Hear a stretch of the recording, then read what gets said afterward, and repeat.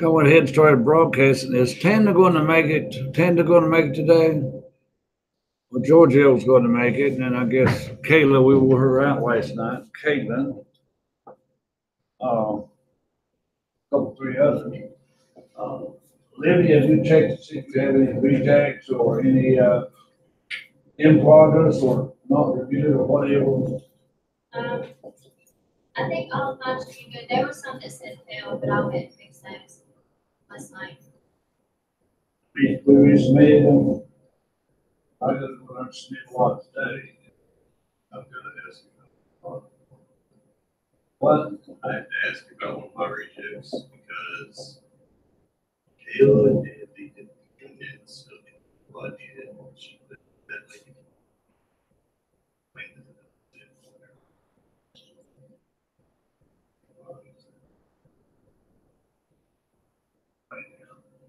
You didn't return it. You claimed the penny. Yes, but when Kayla did that lady's personal tax return, there's an option that says when this person he claimed it on anybody else's tax return, she didn't click it because the lady didn't tell her. So we rejected it. What should you click this or no? She did, But yes, oh, I see that. but that What mother, daughter, what? it is mother, husband, and then the mother. It's the wife's mother. She's like 90 years old. It's the claim. Yeah. And see, Kayla's has already been accepted. Yeah, that's what Sarah said.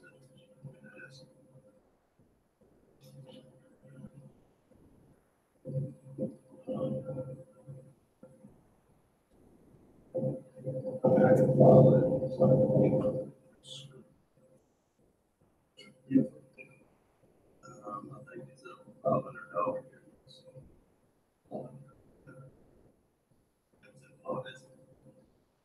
It's the lady that works up here that just had surgery, so it's impossible to get a hold of. To fix the other issue I had to go to language to get her employer ID.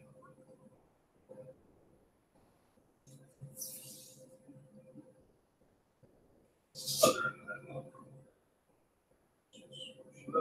what's good about that? Okay, with it, get retired.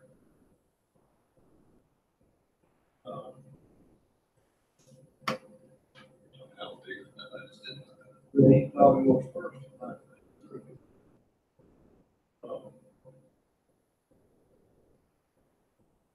Evidently, Kayla didn't claim that person.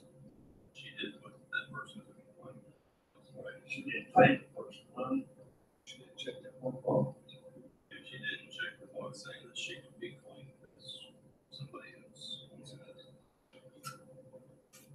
There's already been the comments. Yeah, mine hadn't been accepted because I typed in Marby Johnson's employer number because she works at American College.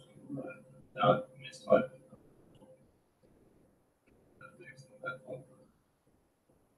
It's okay.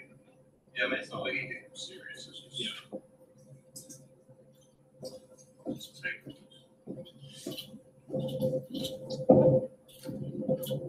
Okay, we are here, folks. We need to start looking at a new chapter, and we started it the other day. I'm going to bring up a PowerPoint for this chapter. I guess it was chapter 9, maybe. Break even and cost volume profit analysis. And we started that the other day. We have talked before about variable costing and absorption costing. And variable costing is what we're interested in. But use CVP analysis. We'll have compute break even, relationship with prices and volume, and change in variable cost or fixed cost. Or calculate the sales necessary for target profit or break even. little bitty equations, break even, total revenue is equal to total cost. Or total revenue minus total cost is zero. We know that. Contribution margin, sales minus variable cost is equal to contribution margin minus, total variable cost is equal to contribution margin. But contribution margin minus fixed cost will give you zero. And you have a contribution margin ratio, which is sales price minus variable cost over sales price. Contribution margin ratio. So we'll need to calculate that in this chapter. You do not have to graph break even on any problems or any tests. Even though it does show a picture, break even here. Of course, here's break even, and here is your profit level. Here is your loss level. Break even is right here. But the break even formula is total fixed cost over sales price minus variable cost. This will give you break even in units, which we've had many times. Break even in dollars is fixed cost. I always say one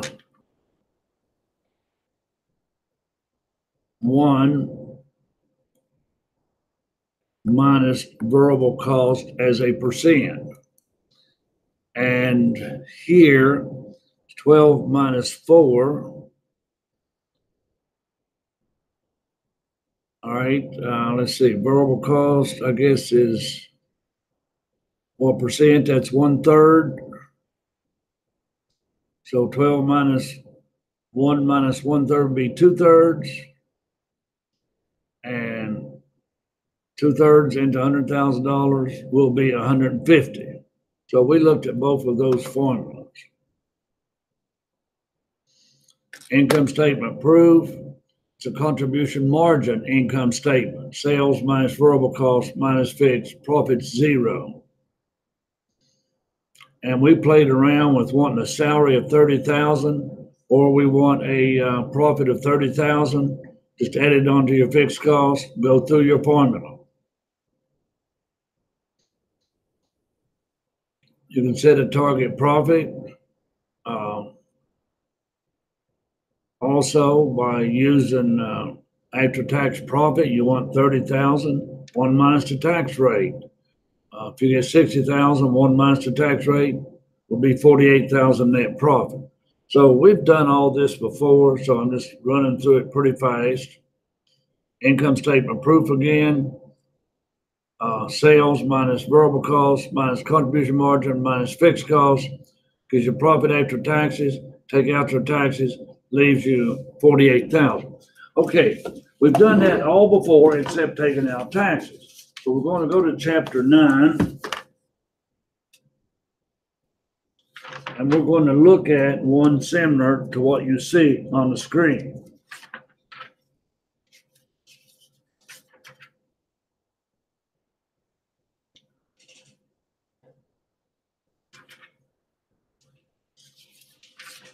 If I can find one, that is.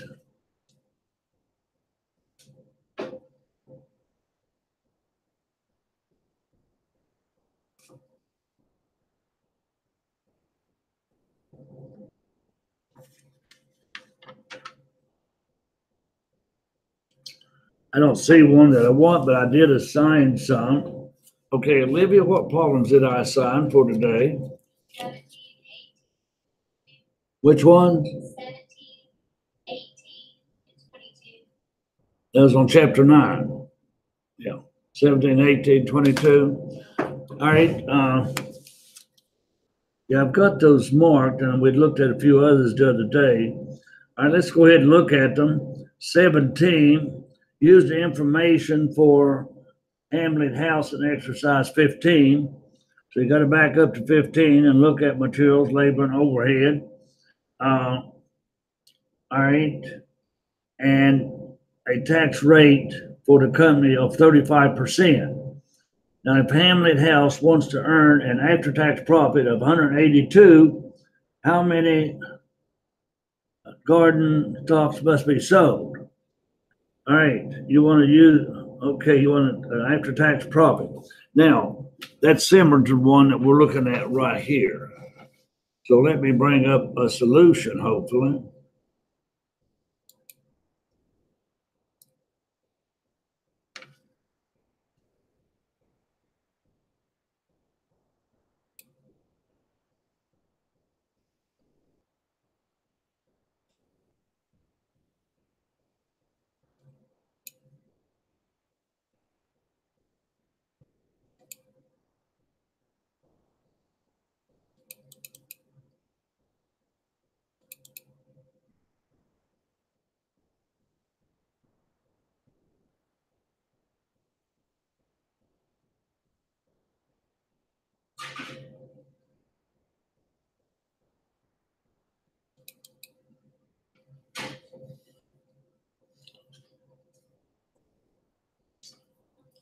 Come in, Lorenzo. I thought you were Giorgio. It's tough here. So we're looking at the problems, the homework, 17, 18, 19, Lorenzo. We had to do, of course, 15. So we're going to back up to 15 just for a minute. And the information they give you, you've got direct materials, 800, direct labor, 90. You've got variable production. You got variable selling, you got fixed production, you got fixed selling. How many garden sheds must the company sell to break even? All right. Come in, Giorgio. They must have had to make the coffee. Huh? They had to make the coffee. Yeah.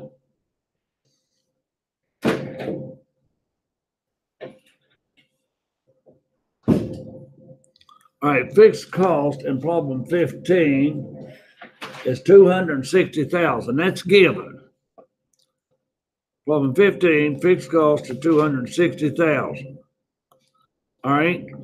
And then, of course, your selling price is 1,800 minus 1,000 variable cost. All right, which leaves 800. All right. Libby, divide that for me real quick. 260 divided by 800.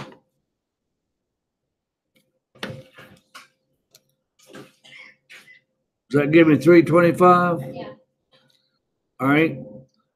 That's the 325 break even. Now, we know where the fixed costs came from. That's variable. That's fixed production and fixed selling. Now, where did the variable come from? 800 plus 90 plus 60 plus 50. It's all variable cost. Let's see, 890, 850, 950. Okay, and add the 50, that is the 1,000. Okay, that was no problem. Now, this was 15A, was not assigned. Okay, B part, if Hamlet House Management wants to earn a pre-tax profit of 200. Now remember, this is pre-tax. So you simply add the 200 and the 260, and you divide by 800. And you've got to sell more units, of course, 575.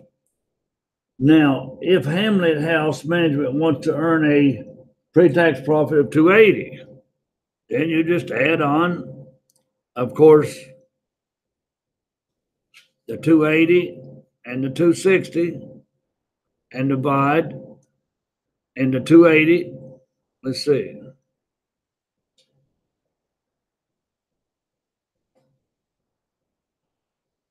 Well, that should still be, okay, they had to add on that. Okay, so now you got to sell 675. Okay, now that's 15. Now let's go down to 17 that we're referring back to this one. All right, 17A. If Hamlet House wants to earn an after-tax profit of 182. Now, first off, if your tax rate is what? 35%. Now, your tax is 35% and your profit 65. So just somebody divide, Giorgio divide 184,000 by decimal 65.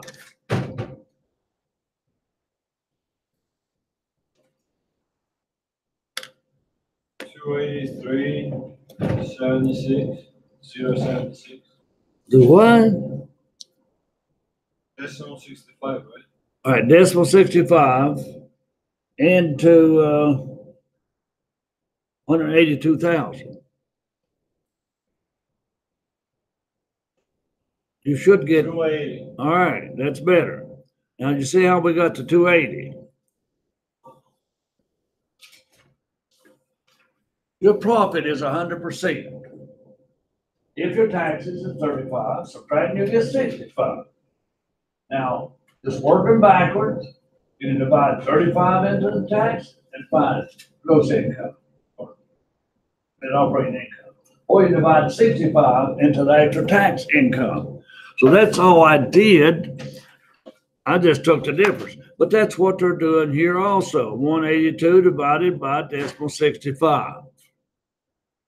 Okay, now if we want 280 and the fixed cost is already 260, add them together, divided by your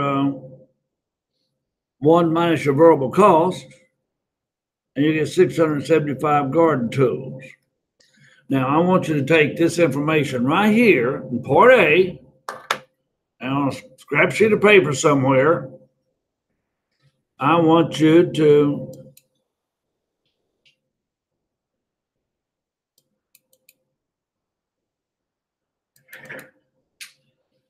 do this. All right, the information we just had for 17A, I want you to put it into income statement proof. Go on, about 5 minutes is all you need.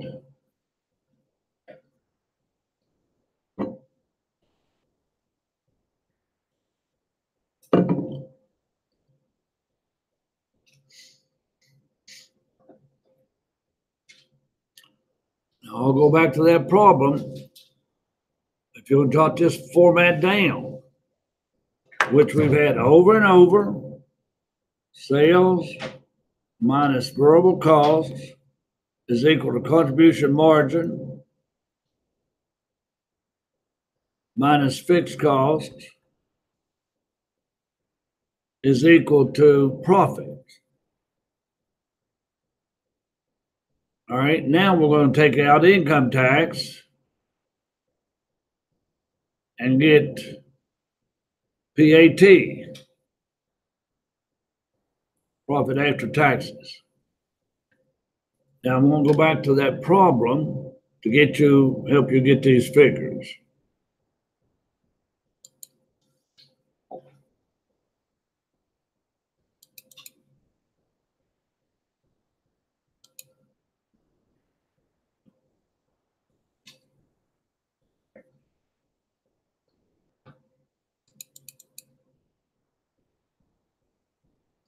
No, I don't want to open it up.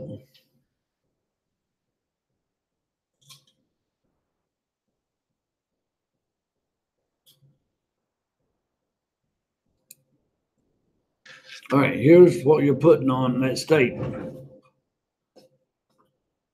After tax to pre-tax profit. All right, we want a profit of 280. Now, I made garden tools, so I'll need to show you the rest of this.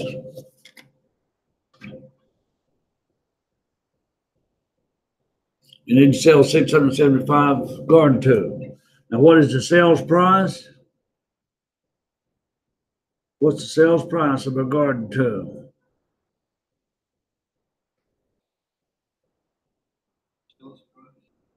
Yeah, what was the sales price?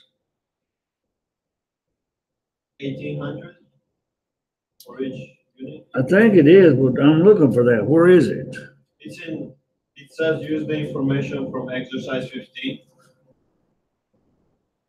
And in 15, it says that they sell for 18. Right. First sentence, yeah. All right, so your sales price, 1,800 times 675 garden tools, okay? Now you got to get your other costs, variable costs. Get the contribution margin. Right, variable costs.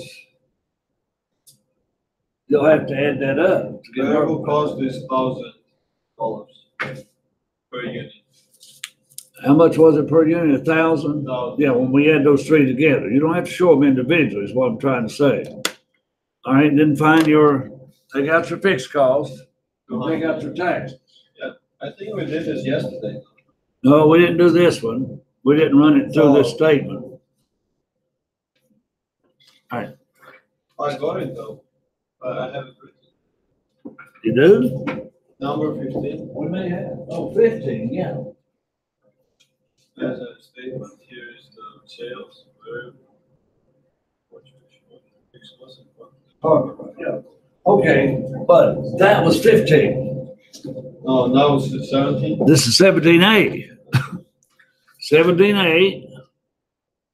I want you to look at your PowerPoint.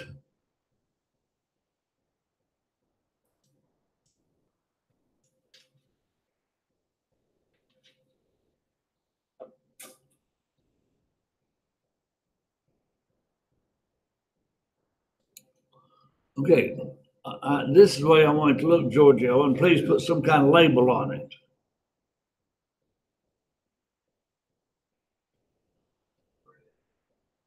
We did not do this the other day. Yeah, we did. Huh? No, we did. Okay, take a minute and do that.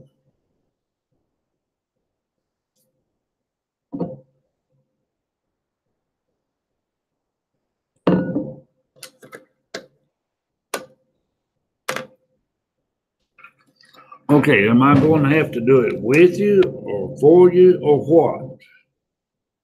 I don't see a lot of action on the floor. I was just reading it.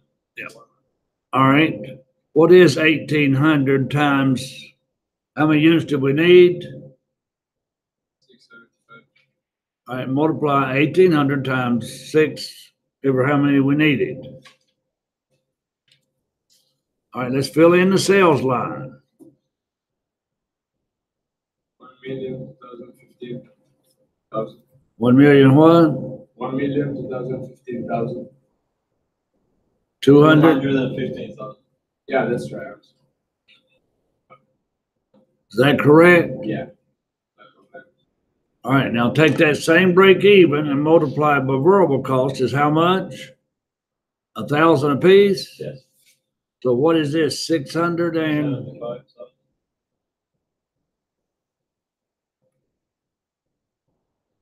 That gives me a contribution margin of how much?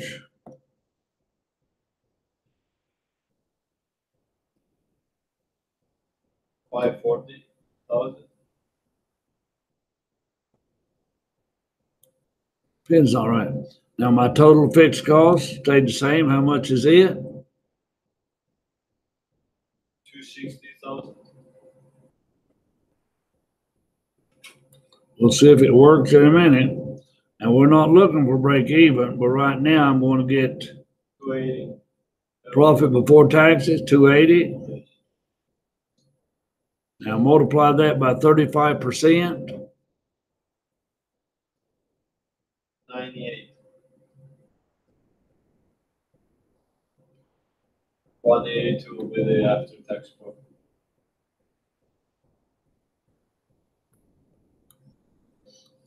That's what we wanted, wasn't it? Mm-hmm. All right. So 17A was 182 after taxes. Now, I like for you to prove it like this sometimes. It gets you efficient with the contribution margin income statement.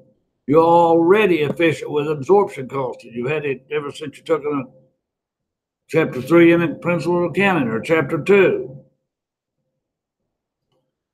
All right, now the rest of this problem on 17, how much revenue is needed to yield an after-tax profit of 8% of revenue? How many garden sheds does this revenue amount represent? Now you want 8% of revenue. Let's see, how much revenue is needed to yield an after-tax profit of 8%? All right. You want this to be 8%. Okay, let's work backwards here. Somebody divide 48 by 240.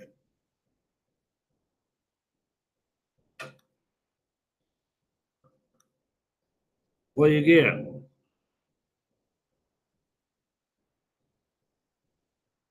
0.2. 48% divided, 48,000 by, all right, you got what now? 20%. Decimal 2. Yeah.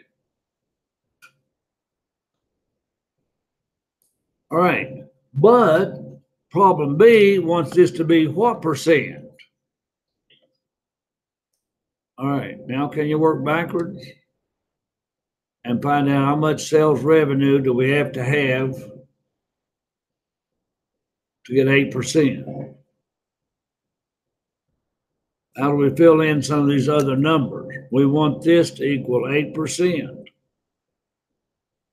8% of what?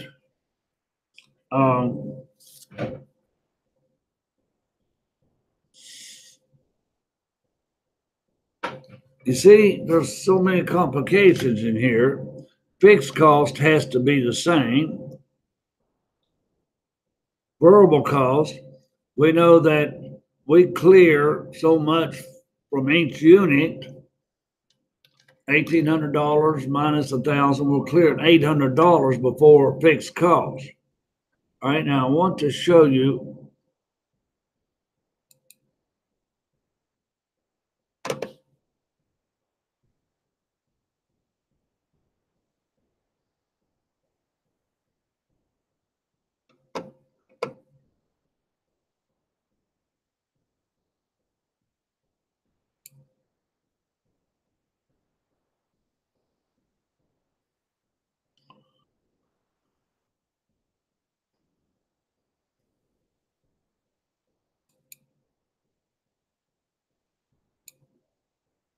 All right, let me show you B part.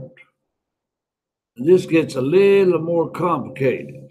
All right, look at B part. It's a little more complicated, folks. Now, this is a little bit of algebra. So what is 1,800? The selling price. Unit, X is units. $1,000 is variable cost. Then we're going to take out fixed cost of 200. And that's going to equal to, now where'd they get this decimal 1, 2, 3? I went down to 4. After tax income desired before tax, 8%. You divide 8% by decimal. Somebody divide decimal 0.8 by decimal 65. Divide decimal 0.8 by decimal 65.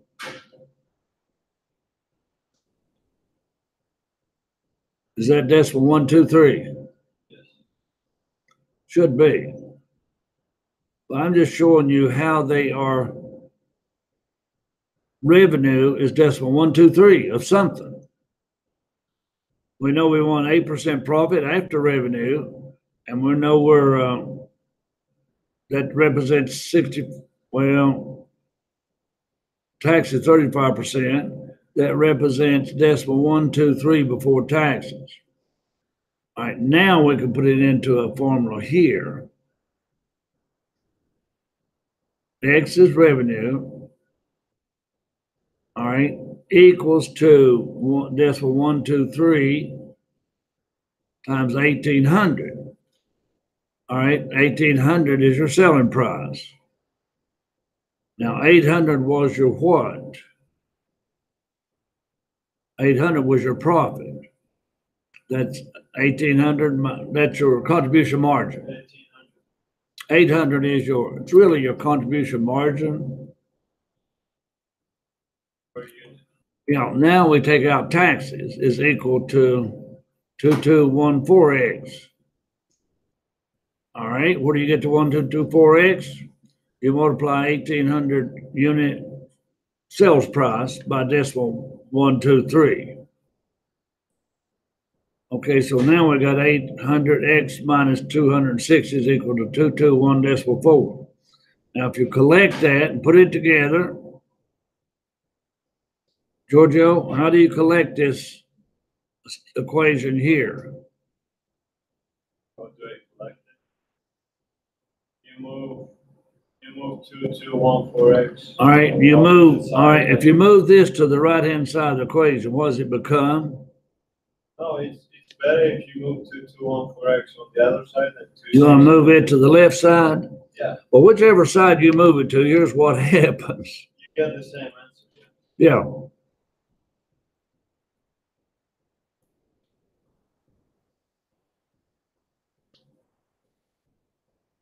When you take 800 minus the 2214, that gives you 578.6. Now divide that into 260. All right. Take 260,000 fixed costs, divide that by, all right, work that out and see what it comes out to be.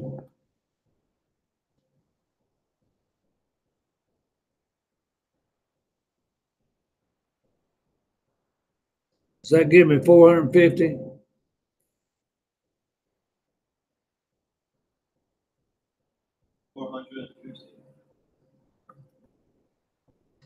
All right, there's a little bit of algebra in it, more than I like, but you are juniors and seniors. Now, how many of y'all have had quantitative math?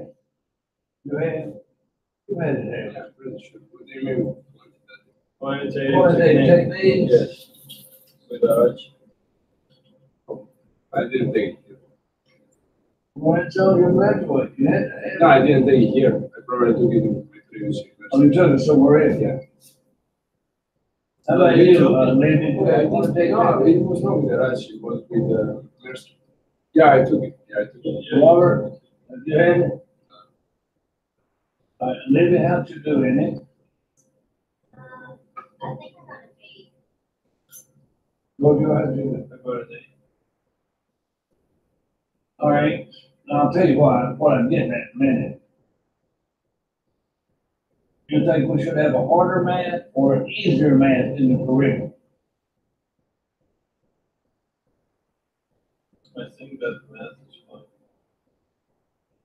What do you think, Olivia? I mean, we read this meeting the other day.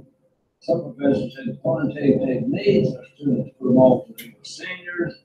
They scared them out of the school of business. My God, I said, my accounting major had no problem with quantitative techniques. And, you know, most college, if you get a 4-year degree, you gotta at least have pre-calculus. I mean, the problem here is that you don't have any. I mean, I was doing economics in my previous university, and that's what I like. But like, I arrived here, you know, there is management, accounting, marketing. But you know, if there was like a finance or economics branch in business school, then you would have to have calculus, like higher math courses. Yeah. But now, if you want an MBA, you want an MBA, you want to have some background, preferably pre-calculus. So, I don't know, Olivia, did you have calculus in high school? Only had algebra 1, maybe algebra 2, Yeah, I had both those and I took trig. trig. Trig, you just had to draw triangles and boxes, didn't you? I guess. Rectangles. No, trigonometry is like, isn't it like, you know, like the sinus, Angles. sinus? No, it's geometry. Yeah, geometry, what I was saying. Trigonometry is way. Yeah. But, okay, so our O-level students has to take quantitative techniques. There's not a whole lot of algebra in it, is there? It's more difficult if you don't have a foundation in school. Algebra. So if you have at least algebra 1, you're okay? And algebra. Need algebra 2? Yeah. Libby had both of them. And if you take your class the quantitative, then it should be easier. Professor explains how to do those calculus problems. So it has pretty much calculus in it. Yeah, a little bit, like by the end of the semester. A little bit, yeah. you get like, to understand what it means, like a derivative, what it means. But I mean, you don't really master it or anything. You just see it's there, it works this way, you do the exercise. I may have told you all, in high school, I only had, algebra one, that you don't have, then I had general math, 10th grade. General math, nothing but business math. So I was hurting, and I put calculus, pre-calculus off, so I had to have for BS. And I put it off to a junior senior. And I made it through it. And, anyhow, probably not great, but I made it through it. But when I went to MBA, I had to have advanced calculus, so I was hurt. I had a Russian professor. That room had 3 blackboards in it. 1, 2, 3. Get illustrated problem up here, and you go around the room. All right? It'd fill up all 3 blackboards, and he'd get somewhere, say, I made a mistake. He would go erasing all 3 blackboards, and we'd have to go ripping the paper out of our notebooks. We'd have to run. But anyway, I could work every part of the book. I could work every example he gave. But when he gave the test, it was not left field.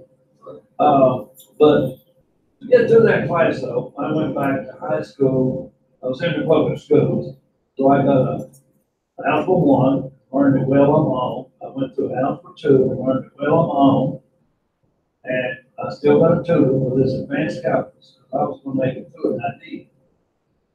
You cannot let one course keep you from getting the degree that you want. Okay? But that took a lot of willpower and discipline. I could have very well dropped out.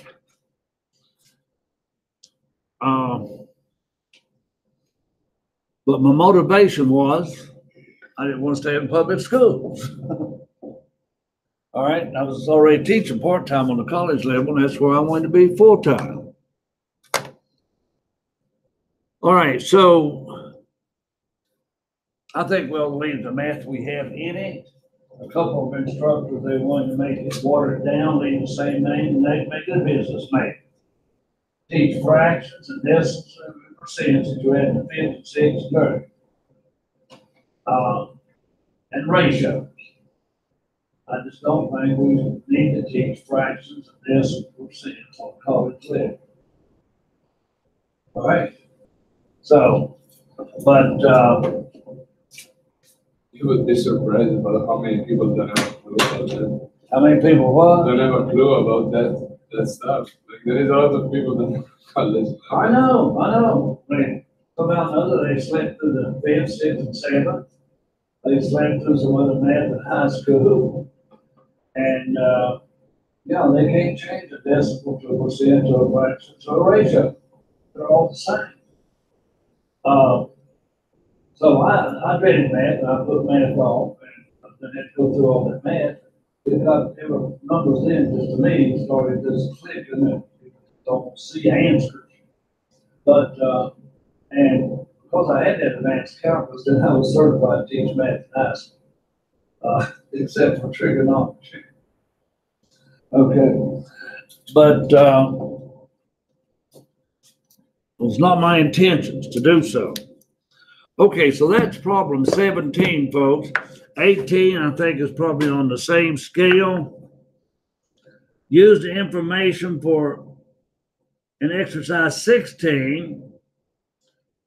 If this automotive wants to earn an after-tax profit of 135, and then if they want to use it. Okay, now 18 is the same as 17.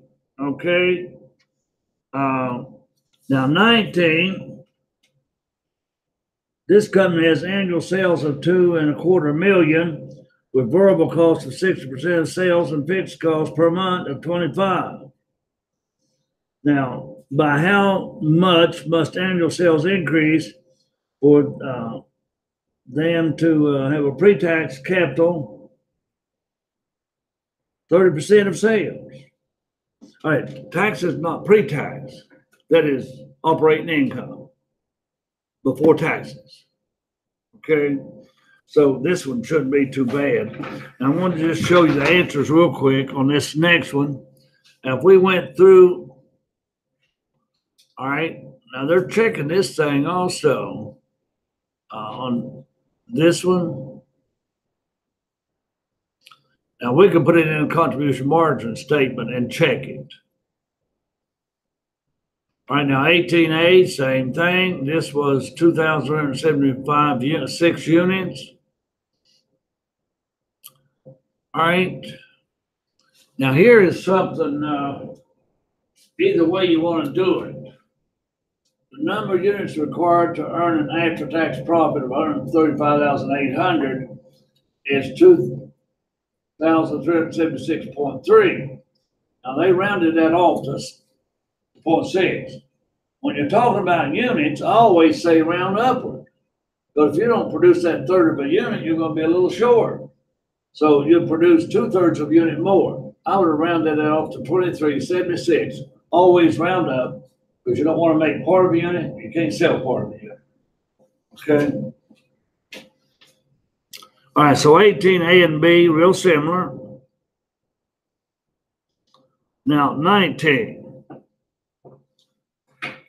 Can we do 19 without algebra?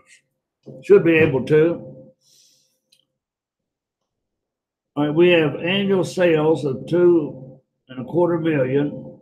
Variable cost is 60%. All right, and fixed is 25%. How much must annual sales increase for them to have a pre-tax income equal? All right, let's take this one like it is. All right. Let's do a contribution margin statement real quick on number 19. All right, what is sales? 2 million what?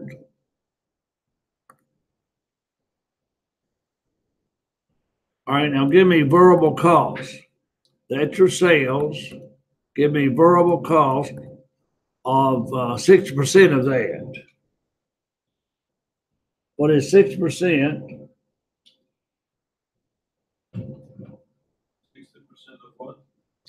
60, okay, variable cost is 60% of sales. But what is 6% of 2.25 million?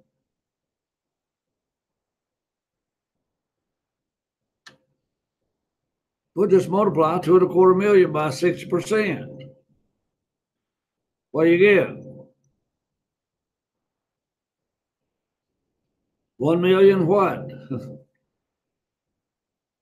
My calculator. What? My calculator. All right, Olivia, multiply 2,250,000 by decimal 60.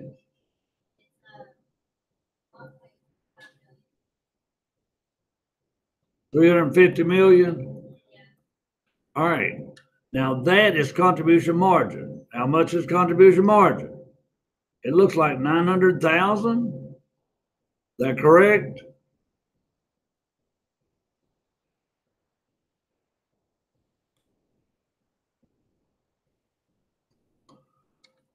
All right. Now, how much is fixed cost per year? Number 19. How much is fixed cost per year? It's how much a month? I think 1,900,000. Huh? I think it's 1,900,000. No, 900,000. Oh, that's 2. Oh, sorry, it was 3. Yeah, that is. Yeah. Yeah, not a 3. Yeah. All right. How much is fixed cost?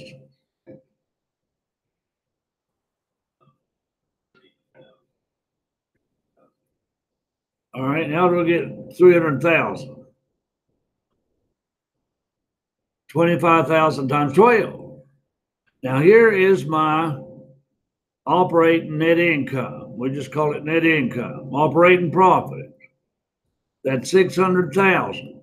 Now what I want you to do is take 600,000 and divide it by sales to see what percent that is. Take 600,000 divided by sales and tell me what percent that is. How much is that?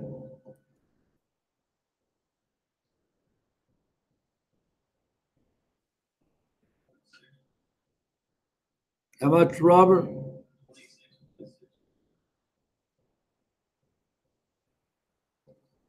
I'd like to disappear. I'm gonna write it up here. Robert said 26.6%. All right. Now there's your picture. But we want this to be 30%. That's what this problem is asking you. Okay. So 19A, this paint company has annual sales of $2.25 million. We know what the variable cost is. We know what the fixed cost is. By how much must annual sales increase for them to have a pre-tax income equal to 30%? Well, we're only getting 26.6%. So we're looking for an increase in sales. Now you can play around with numbers and do this at random and someday get an answer. Oh, you can start out with, well, what if my sales was 2.5 million? And work it through and see if that equals 30%. But you may have to do that 20 times to trial and error to get an answer. All right, so let's look at the solution. The answer is 3 million. See, I could have done it with trial and error. I'd have probably jumped up to 2.5 million and 2.75 million and 3 million. I'd have got it on the third trial by trial and error. Now, all right, we want 30%. All right, we know that Y is your revenue. 6% of that is variable cost, 6% of Y. Now we're going to take out 300,000 in fixed costs. And that's going to equal to, after you take out variable cost and fixed cost, we've got to add 30% left. Okay, so here you can just collect Y, really Y, decimal 60Y, decimal 30Y, take them from Y, leaves decimal 10. Really makes it easy to divide 10 into what? Decimal 10 into what? Fixed cost. Decimal 10 into fixed cost gives you 3 million in sales. So that's not easy. That's not a whole lot of algebra, whether you had quantitative techniques or not. Okay? Some math solutions are common sense. But if you were in a math class, your instructor would want you to set it up in math formulas. Okay? All right, that's the homework for the day, folks. Now I want you to look back at page .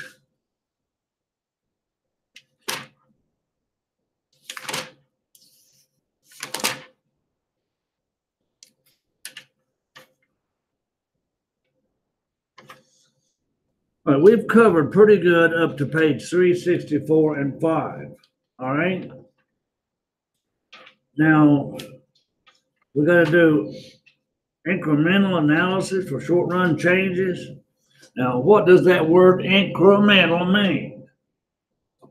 Sometimes students in accounting get a big signal, don't know what incremental means. Incremental what? Incremental means what? Subject to change. What? So it's subject to increase. Like The extra. yeah, the X. That extra. All right. If you're in a tax bracket of 25%, and you make bigger salary, what is your incremental tax rate? It may be 28%. Your incremental increase was 3%. So incremental is that extra. So all we're doing here, we're adding on bigger fixed cost or bigger sales price or bigger variable cost. That's incremental and still calculating break even. So we'll get by that real quick. I want you to look over page 367.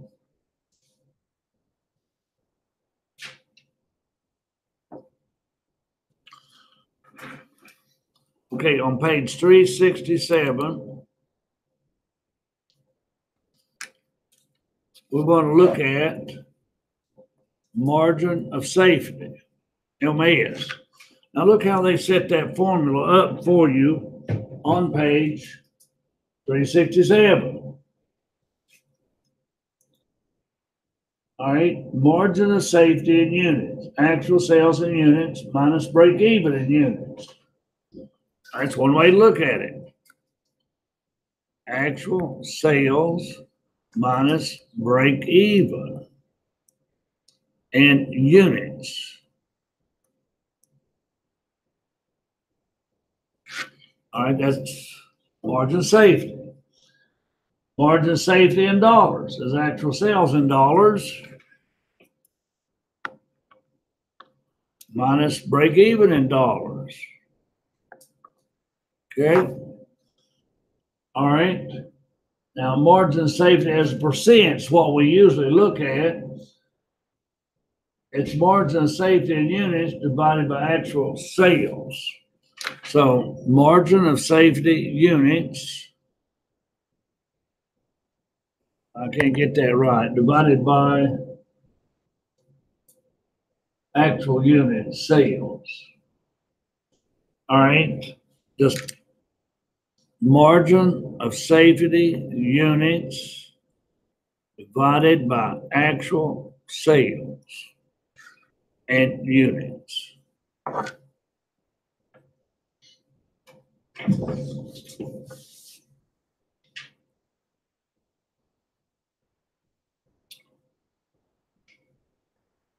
All right, we'll need to practice that. Some homework. Operating leverage, page 369. You've had that before too. Operating leverage. Degree of operating leverage is your contribution margin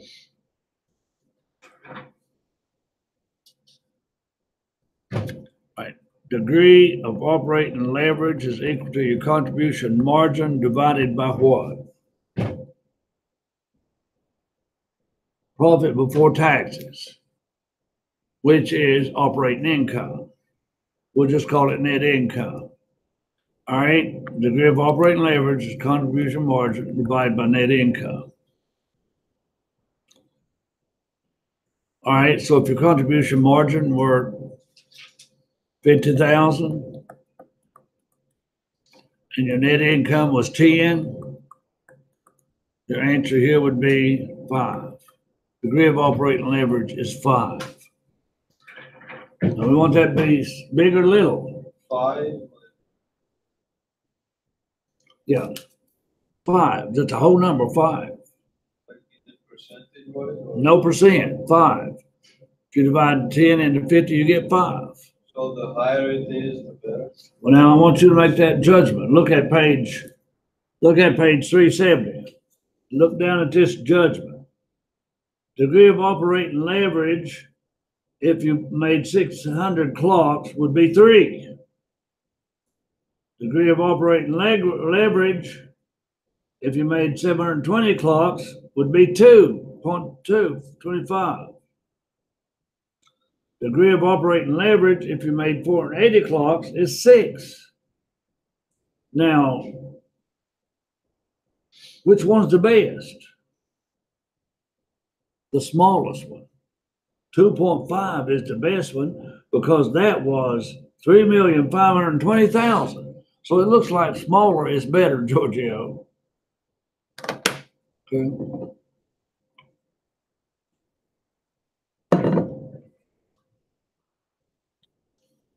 All right.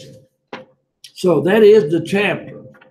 And let me give you some new homework. And we'll try to get rid of this chapter by Tuesday. And we're looking at a test somewhere around next Thursday. We'll see. We'll announce it, make sure Tuesday. But, all right, I want you to do problem 23. We didn't look into multiple product too well, but I want you to do number 25. I didn't sign these before, did I? No. Let's do a margin of safety, 26.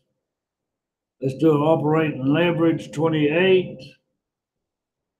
And let's do a comprehensive, 31. And that's it. that will finish our chapter.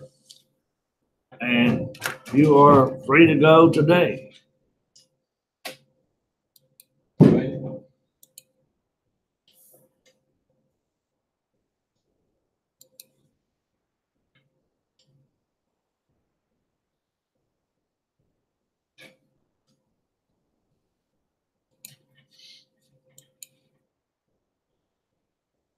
See you, Texas.